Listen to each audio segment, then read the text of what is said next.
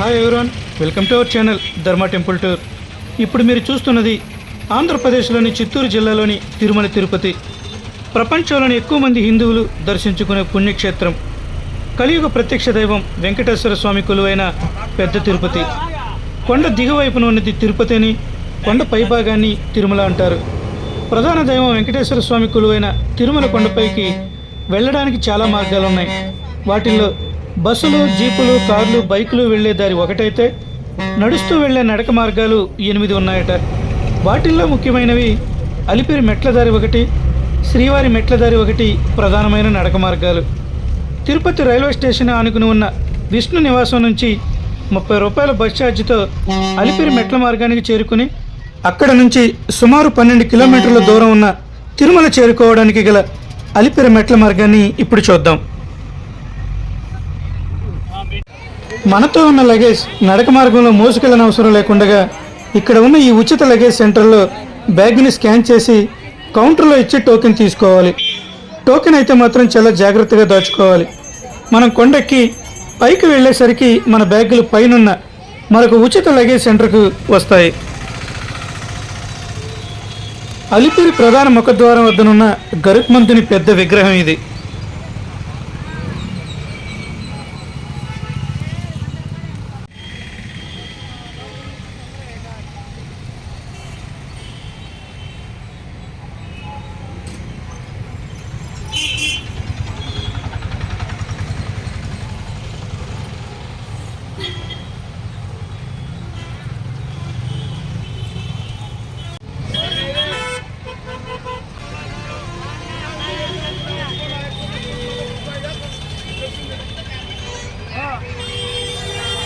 Luggage counter పక్క నుండే ప్రారంభమవుతుంది ఈ నడక మార్గం. పైన రోడ్డు, కింద అండర్ పాస్. ఇటువంటి అండర్ పాస్లు తిరుమల వెళ్ళేసరికి మరొక 2-3 కనిపిస్తాయి.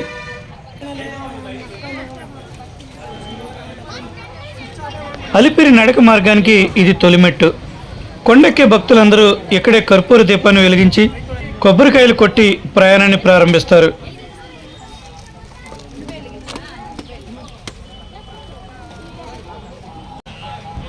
ఈ కనిపించే మెట్లన్నీ పసుపు, కుంకుమ బొట్లతో నిండిపోయి నడక మొత్తం దైవానుభూతితో ఉంటుంది.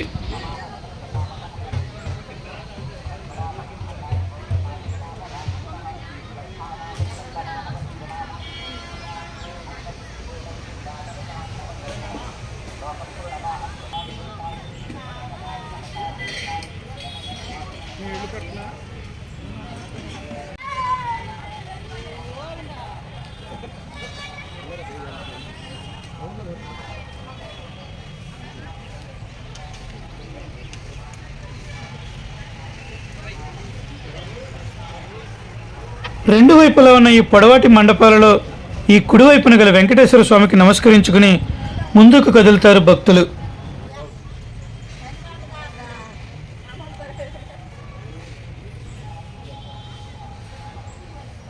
ఈ నడకదారిలో కనిపించే మొదటి రాజగోపురం ఇదే.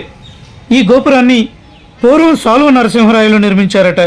కొంతకాలం తర్వాత దీనిపై పిడుగుపడి ధ్వంసం అయిపోతే 1982లో తిరుమల తిరుపతి దేవస్థానం వారు జీర్ణోద్ధరణ గావించారు. బీపీ, హార్ట్, లంగ్స్ కంప్లైంట్స్ ఉన్న యాత్రికులు ఈ మెట్ల మీదుగా కొండ ఎక్కడం ఆరోగ్యరీత్యా అంత మంచిది కాదని ఈ గాలిగోపురం ముందు కొన్ని సైన్ బోర్డ్స్ ఉంచారు. అలాగే ఇంకొక విషయం, 12 సంవత్సరాల వయసులోపు ఉన్నవారు మధ్యాహ్నం 2 గంటల నుండి మరుసటి రోజు ఉదయం 5 గంటల వరకు పైకి ఎక్కడానికి అనుమతి లేదు.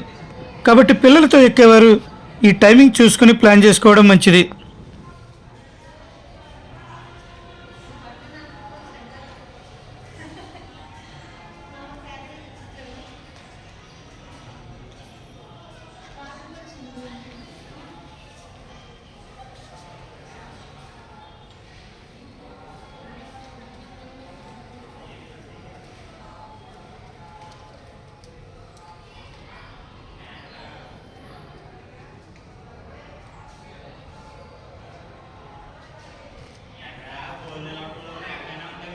శ్రీ మహావిష్ణువు దశావతారాలైన 10 అవతారాలు కూడా ఈ వెళ్లే దారిలో అక్కడక్కడ మెట్ల పక్కనే మనం చూడవచ్చు.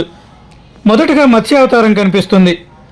హయగ్రీవుడనే రాక్షసుడు బ్రహ్మదేవుని వద్దనున్న గ్రంథాలను అంటే ధర్మాధర్మాలను ఎత్తి చెప్పే 4 వేదాలను దొంగిలించి సముద్రంలో దాక్కుంటాడు.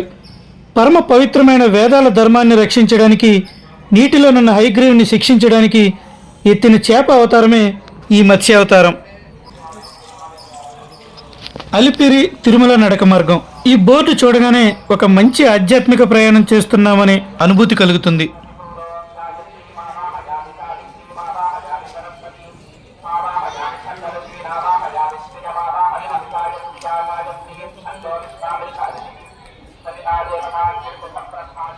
ఈ పక్కనే నడిచి వెళ్లే భక్తులను చెక్ చేసే పాయింట్ ఒకటి ఉంటుంది. ఇది దాటిన తర్వాత నడుచుకుంటూ వెళ్ళడమే.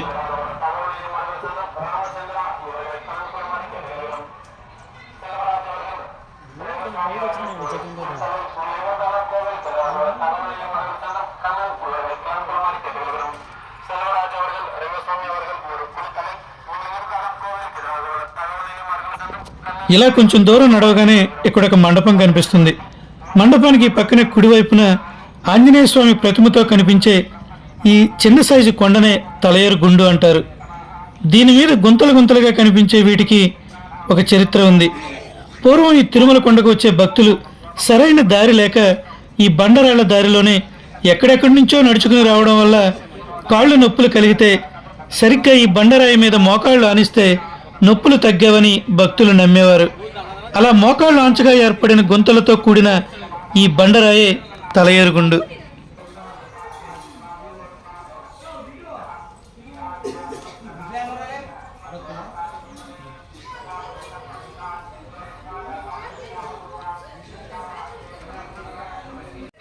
కొంచెం ముందుకు నడుచుకుని వస్తే కుడివైపున మరొక చిన్న బండరాయి పైన మరొక ఆంజనేయ స్వామిని కూడా ఇక్కడ దర్శించుకోవచ్చు.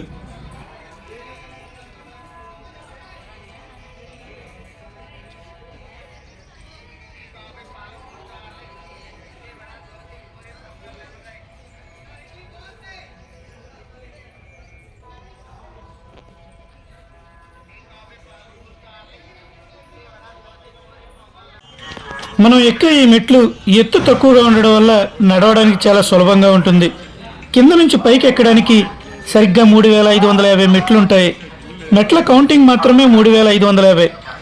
కానీ కొన్ని చోట్ల మెట్టుకి మధ్యన నడిచే దూరం అయితే కలిపి 12 కిలోమీటర్ల దూరం ఉంటుంది. సరిగ్గా ఇప్పుడు 100వ మెట్టుకు చేరుకున్నాం. ఇక్కడ ఒక చిన్న మండపంలో చిన్న వినాయకుడు. ఈయనకు నమస్కరించుకుని ముందుకు సాగడమే.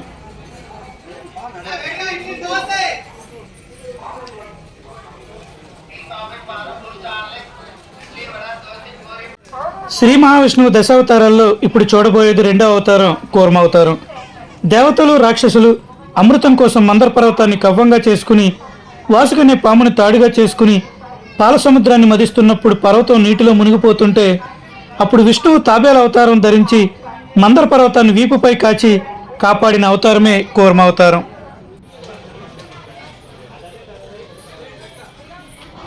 అలిపిరి దారిలో ఇది 2వ రాజగోపురం.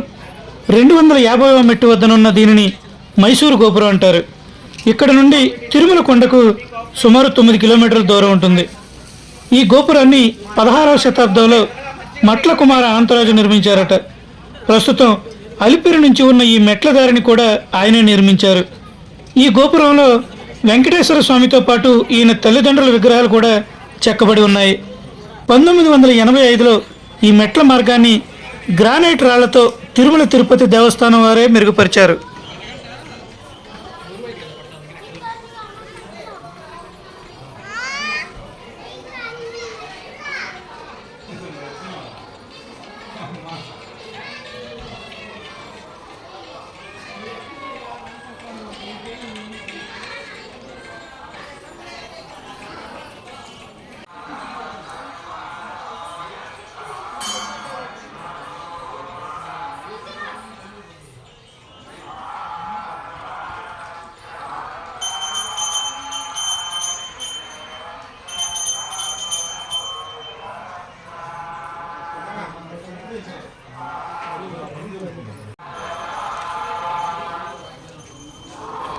గజేంద్ర మోక్షానికి సంబంధించిన ఆలయం ఒకటి మనం ఇక్కడ చూడవచ్చు.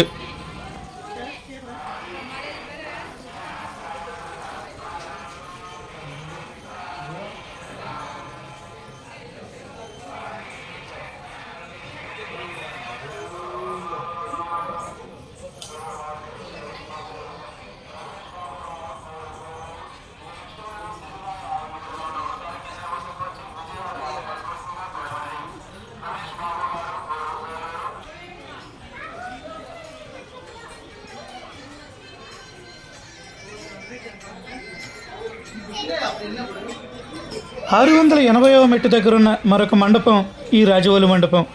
ఇక్కడ నుంచి ఇంకా 8.5 కిలోమీటర్ల దూరం ఉంటుంది.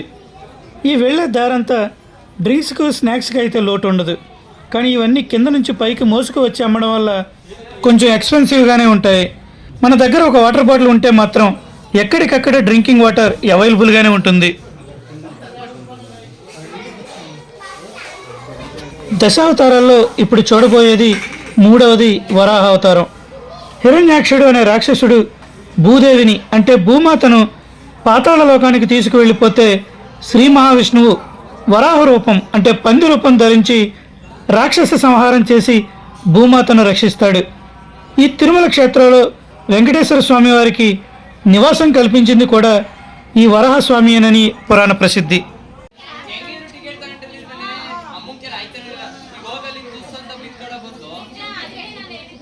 మెట్లకు బొట్లు పెట్టడం, ప్రతి మెట్టుకు ఒక్కొక్క కర్పూరాన్ని వెలిగించడం, మోకాళ్లపై నడవడం, ఇలా భక్తులు మొక్కుకునే మొక్కులను మనం ఈ అలిపిరి దారిలో చూడవచ్చు.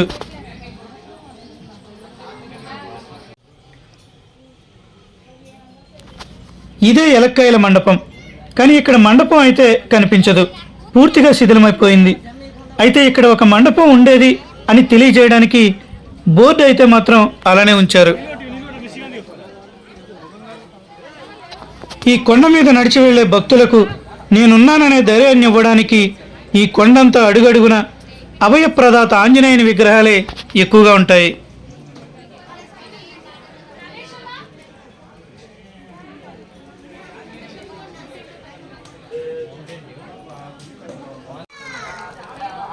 శ్రీ మహావిష్ణువు 4వ అవతారం నరసింహ అవతారం.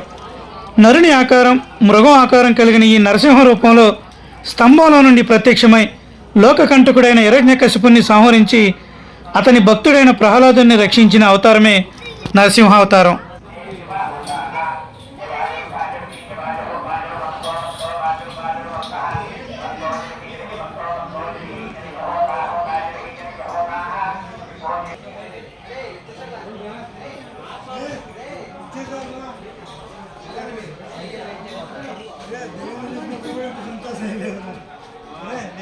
సరిగ్గా 1700 మెట్ల వరకు చేరుకున్నాం.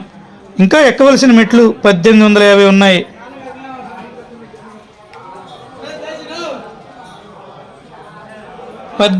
మెట్ల దగ్గర 5వ అవతారం వామనావతారం కనిపిస్తుంది. పూర్వం రాక్షసరాజైన బలి చక్రవర్తి ఇంద్రలోకంపై దండెత్తి ఇంద్రుని ఓడించి అమరావతిని చేజెక్కించుకుని అందరినీ బాధలు పెడుతున్న సమయంలో దానగుణం కల బలి వద్దకు వామనావతారంలో ఉన్న విష్ణువు వచ్చి 3 అడుగుల నేల అడిగి 1 అడుగు భూమి మీద 1 అడుగు ఆకాశం మీద వేసి 3వ అడుగు బలి తల మీద వేసి పాతాళానికి తొక్కిన అవతారమే వామనావతారం.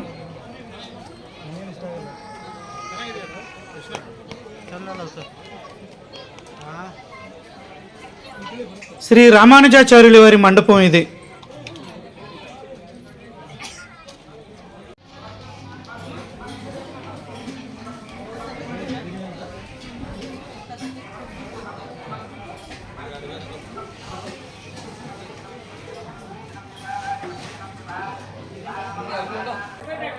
ఈ మెట్ల దారిలో మనకు కనిపించే ఈ 3వ గోపురాన్ని గాలిగోపురం అంటారు. ఈ గోపురానికి 2 వైపులా శంకు చక్రాలను, స్వామివారి నామాలను చాలా పెద్ద సైజులో లైటింగ్తో ఏర్పాటు చేశారు. ఈ గోపురమే కొండ కింద నుంచి చూస్తే మనకు చాలా స్పష్టంగా కనిపిస్తుంది. ఇక్కడి వరకే మనం మెట్లు నెట్ట నిలువుగా ఎక్కుతాం. గోపురం దాటాక నడకంతా సమాంతరంగా ఉంటుంది.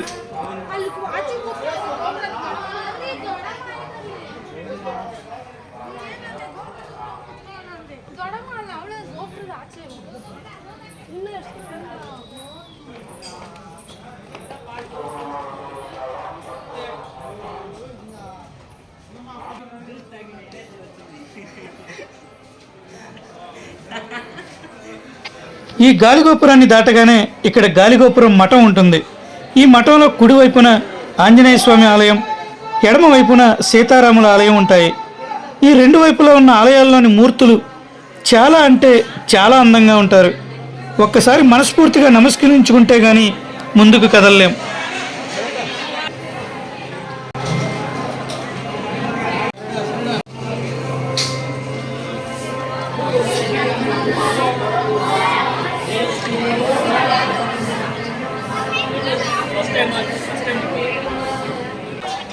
పూర్వం అతి కష్టతరంగా ఉండే ఈ నడక యాత్ర ప్రస్తుతమైతే ఎంతో సౌకర్యవంతంగా ఆహ్లాదకరంగా మారి దాహానికి ఆకలికి సమస్య లేకుండా గోవిందనామస్మరణ చేస్తూ ప్రకృతిని ఆస్వాదిస్తూ ముందుకు సాగే ఈ అలిపిరి మెట్ల దారి యాత్ర చాలా అద్భుత యాత్రనే చెప్పాలి.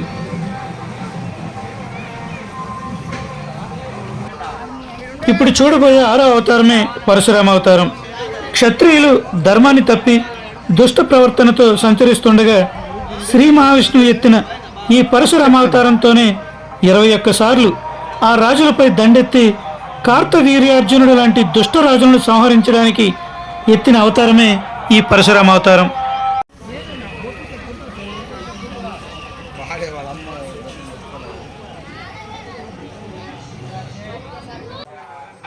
మూడవది అయిన గాలిగోపురం వరకు ఎక్కువ శాతం కొండ నెట్ట నిలువుగా ఉండడం వల్ల యాత్రికులకు నీడ కోసం రేకు షెడ్లు లాంటివి ఏర్పాటు చేశారు. ఇక్కడి నుంచి అయితే ఈ మెట్లన్నీ కొంచెం సమాంతరంగా ఉండడం వల్ల మనం ఘాట్ రోడ్డుకు వెళ్లే వరకు ఈ నడకదారంతా ఉండే షెల్టర్ కాంక్రీట్ స్లాబ్ తోటే ఉంటుంది.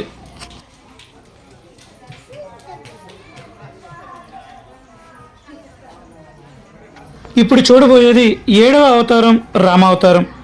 అయోధ్యాధిపతి దశరథ మహారాజు పుత్రునిగా జన్మించి సత్యవ్రతునిగా పేరు పొంది సీతాదేవిని అపహరించిన రావణాసురుని సంహరించి ధర్మబద్ధంగా రాజ్యపాలన చేసి ధర్మ సంస్థాపనార్థంగా ఏర్పడిన అవతారమే రామావతారం.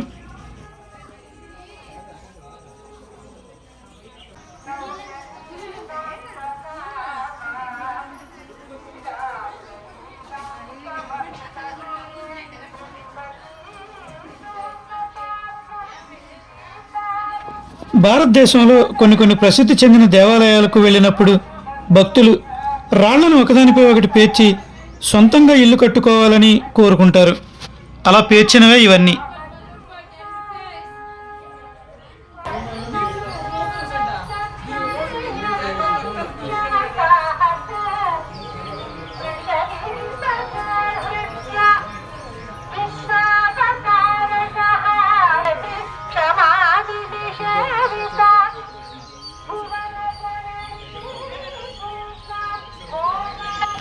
ఇప్పుడు చూడబోయేది 8వ అవతారం బలరామ అవతారం.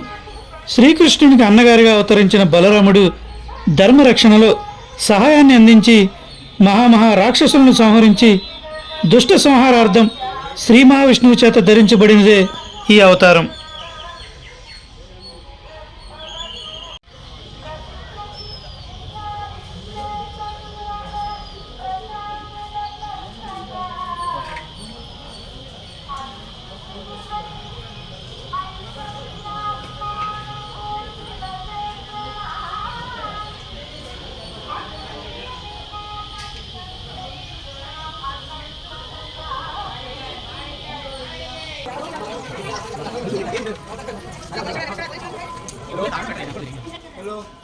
ఇక్కడ ఒక అండర్ పాస్ ఉంది. నిజంగా నడవలేకపోతున్న వారు, ఆరోగ్యం సహకరించలేని వారు ఇలా ఈ పక్కనే ఉన్న రోడ్డు మీదకి వెళ్ళి వాహనాల్లో వెళ్ళిపోవచ్చు.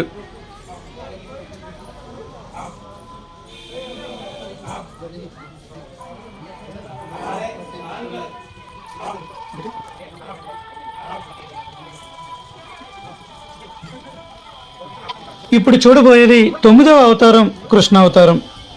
దేవకీ వసుదేవుల 8వ సంతానం యశోదాదేవి పెంపుడు కుమారుడైన శ్రీకృష్ణుడు కంసుని చంపి మహాభారతంలోనూ భగవద్గీతలోనూ ప్రధాన పాత్రధారి ఈ శ్రీకృష్ణ అవతారమే. ఇక్కడున్న దశావతార విగ్రహాల్లో ఈ శ్రీకృష్ణుని విగ్రహమే చాలా పెద్దది.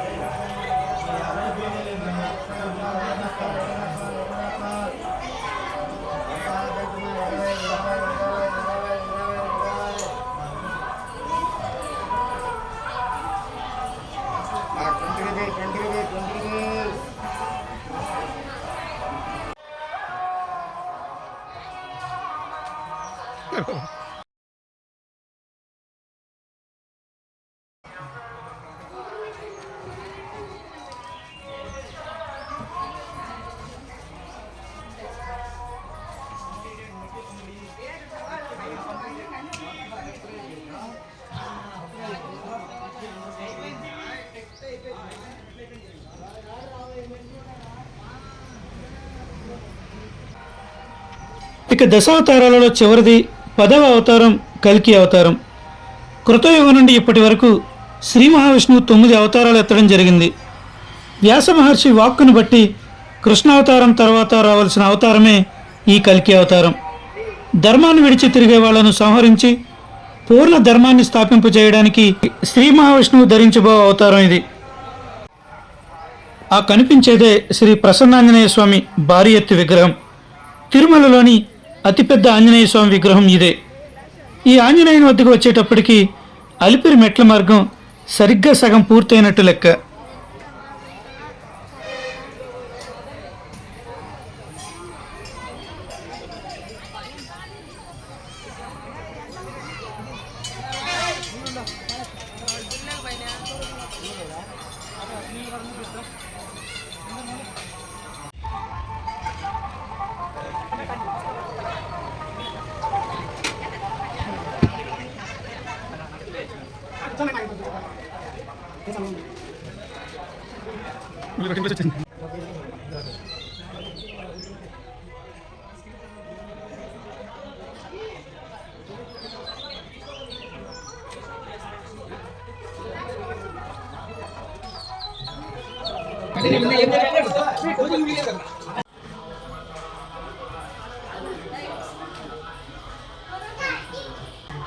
ఈ మండపం పేరే దొరసాని మండపం.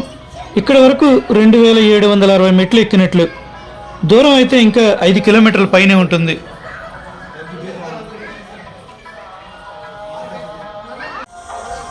ఈ దారిలో అయితే చాలా మండపాలు ఉన్నాయి, కానీ కొన్ని వాటికైతే పేర్లు మెన్షన్ చేయలేదు.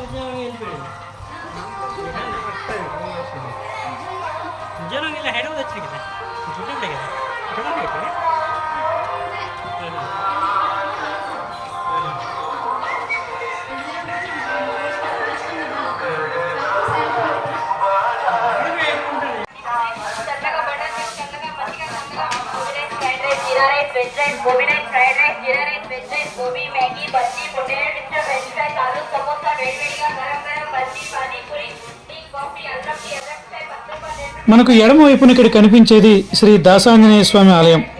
ఇక్కడ స్వామివారు గుడి కూడా సింధూర వర్ణంతో చాలా బాగుంటుంది.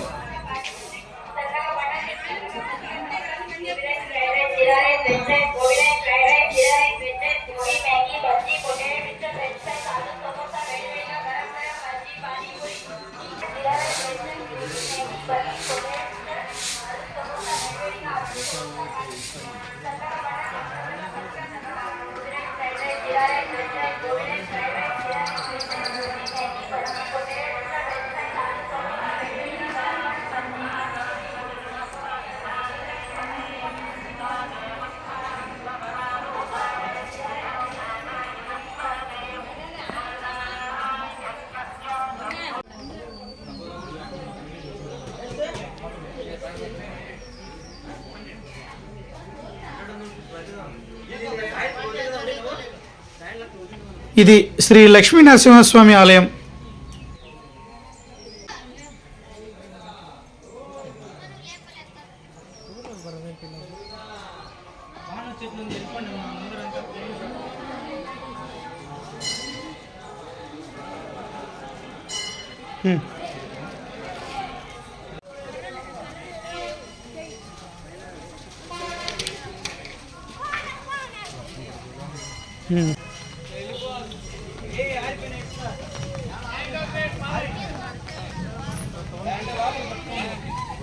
మెట్ల మార్గం ఇక్కడితో అయిపోతుంది. షాప్స్ అయితే ఇక్కడి వరకే ఉంటాయి. ఈ మెట్లు దిగి ఘాట్ రోడ్లోకి ఎంటర్ అయిన తర్వాత 2 కిలోమీటర్ల దూరంలో ఉన్న మోకాళ్ళ పర్వతం దగ్గరే షాప్స్ ఉంటాయి.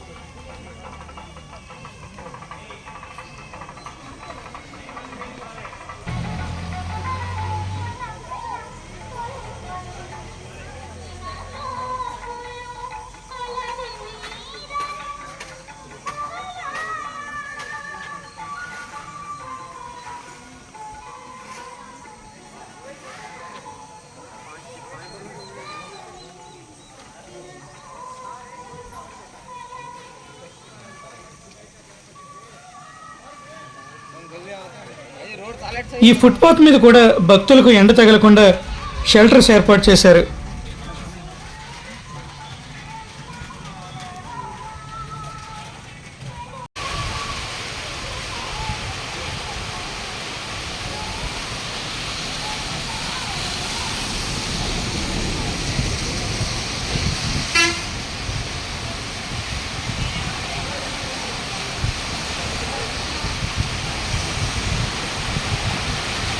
తిరుమల కొండపై వాతావరణం అప్పటికప్పుడు మారిపోతుంటుంది. ఆ విధంగానే ఇక్కడ సడన్గా వర్షం ప్రారంభమైంది.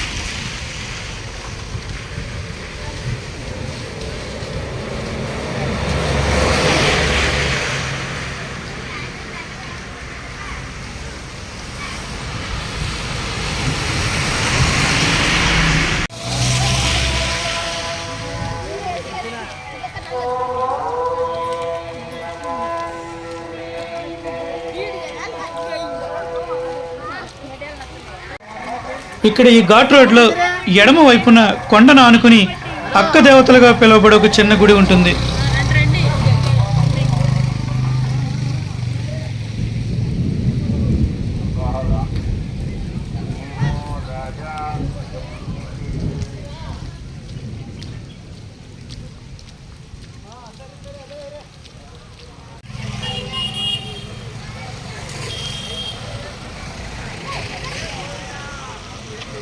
ఇక్కడ రోడ్డు క్రాస్ చేసి లెఫ్ట్కి తిరిగితే ఆ కనిపించేదే మోకాలి మెట్ట గోపురం. ఈ నడక దారిలో 4వ గోపురం. ఇక్కడ నుంచి నడుస్తూ ఆ గోపురం వరకు వెళ్ళే వ్యూ చాలా బాగుంటుంది. కొండపైన స్వామివారి దర్శనం అయిపోయిన తర్వాత మన వాహనాలలో కిందకు వచ్చే దారి ఇదే.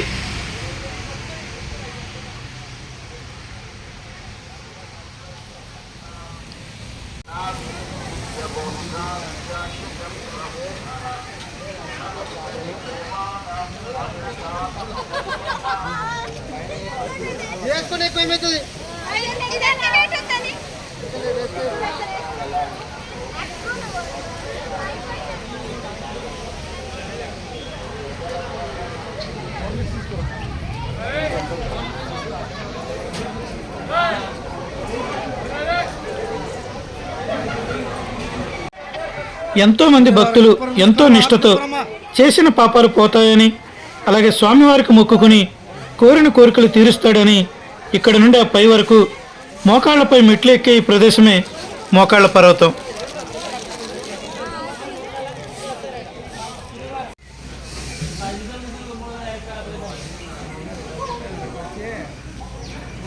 ఇక్కడి నుంచి అయితే ఎక్కవలసిన మెట్లు ఇంకా 350 ఉన్నాయి.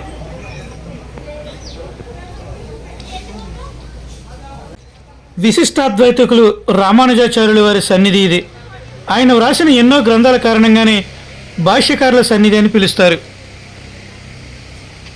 శైవ మతంలో పరమశివుని ప్రార్థించి పూజించి కీర్తించిన మహా గొప్ప శైవ భక్తులను నాయనార్లని పిలుస్తారు. అలాగే వైష్ణవ మతంలో విష్ణుమూర్తిని కీర్తించి శ్లాఘించిన వారిని ఆళ్వార్లు అంటారు. అలా ప్రసిద్ధి చెందిన 12 మంది ఆళ్వార్లు ఉన్నారు. ఆ ఆళ్వార్ల విగ్రహ ప్రతిమలను దశావతారాల్లాగానే ఈ దారిలో కొన్నింటిని ప్రతిష్ఠించారు. అవి కూడా ఇప్పుడు చూద్దాం. ఇక్కడ చూడబోయేది పొయ్గై ఆళ్వారు. 12 ఆళ్వారుల్లో పొయ్గై ఆళ్వారును అంటే మొదటి ఆళ్వారుగా చెబుతారు. ఈయన కాంచీపురంలో జన్మించారు. మొదలు తిరువందాది పాడిన వారు ఈయనేనట. అంటే ఒక మొదటి పద్యంలోని చివరి పదం తర్వాత వచ్చే పద్యంలో మొదటి పదమయ్యే విశిష్టమైన పద విన్యాసం. ఇటువంటివి 100 పద్యాలను చెప్పడం వల్ల మొదలు తిరువందాది అంటారు. ఇందులో వెంకటేశ్వర స్వామి మీద 10 పద్యాలున్నాయి.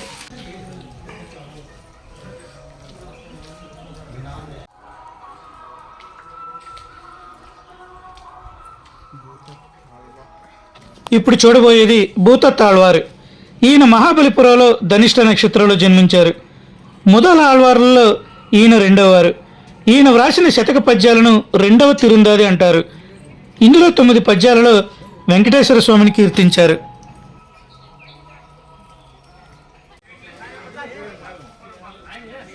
ఈయన పేరు పేయాళ్వార్. మొదల ఆళ్వార్లలో 3వ వారు ఈ పేయాళ్వారు. ఈయన మైలాపురంలో జన్మించారు. ఈయన వ్రాసిన శతక పద్యాలను 3వ తిరుందాది అంటారు. వీటిల్లో 19 కీర్తనల్లో వెంకటేశ్వర స్వామిని కీర్తించారు.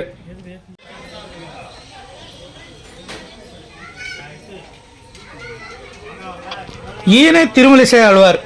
ఈ తిరుమలిసై ఆళ్వారును భక్తిశారులని అంటారు. ఈయన రాసిన పద్యాలలో వెంకటేశ్వర స్వామిని కీర్తించిన 15 పద్యాలున్నాయి.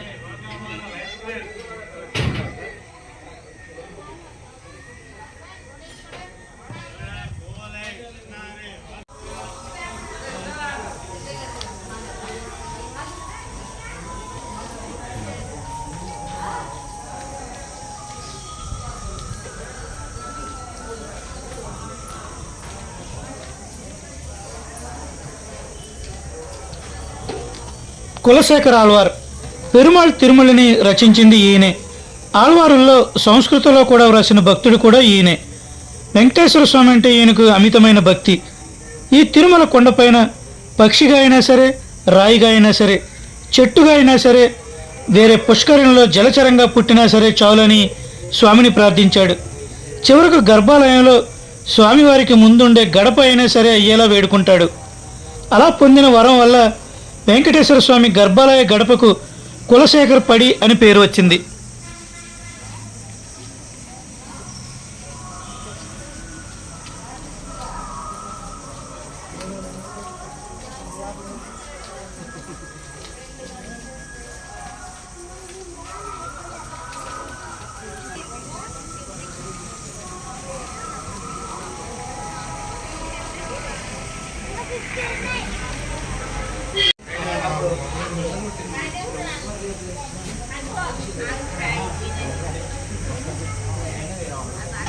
తిరుప్పానాళ్వార్. ఈయన శ్రీరంగనాథుని అంతరంగ భక్తుడు. మునివాహనుడని పేరు తెచ్చుకున్న మహాభక్తుడు.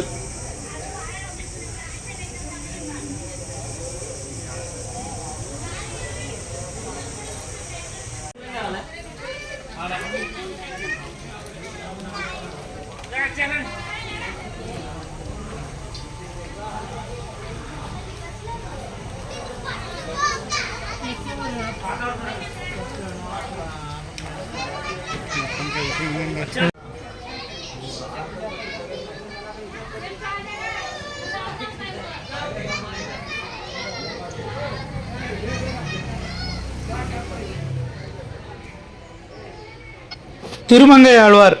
శ్రీ వెంకటేశ్వర స్వామిపై 61 పద్యాలు రచించిన మహా గొప్ప భక్తుడు ఈయన.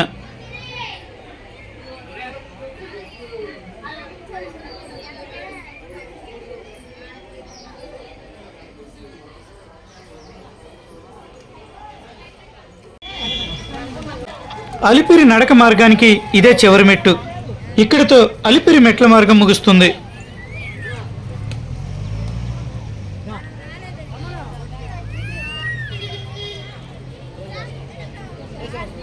ఇక్కడ నుంచి కొంచెం దూరం ముందుకు వెళితే లగేజ్ కౌంటర్ చేరుకోవచ్చు.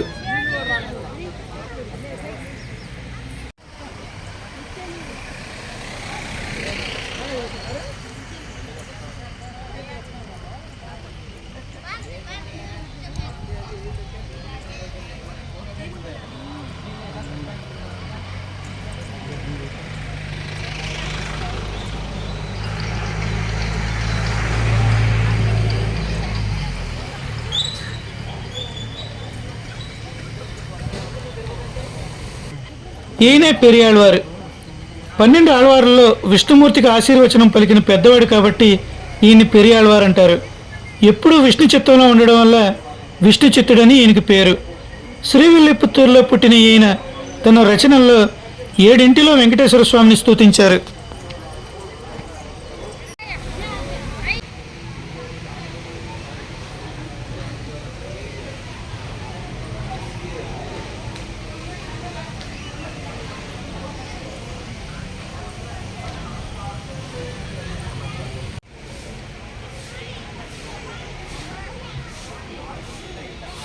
ఇక్కడ ఆళ్వారు ఉన్నారు.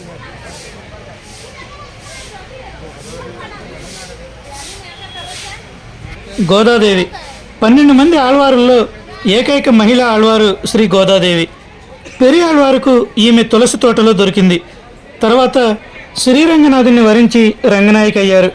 వెంకటేశ్వర స్వామిని కీర్తిస్తూ 16 కీర్తనలు పాడారు. గోదాదేవి విగ్రహానికి పక్కనే ఉంటుంది ఫ్రీ లగేజ్ కౌంటర్. మనం ప్రారంభంలో అలిపిరి మెట్ల మార్గానికి ముందున్న కౌంటర్లో పెట్టిన లగేజ్ రిసీవ్ చేసుకునేది ఇక్కడే.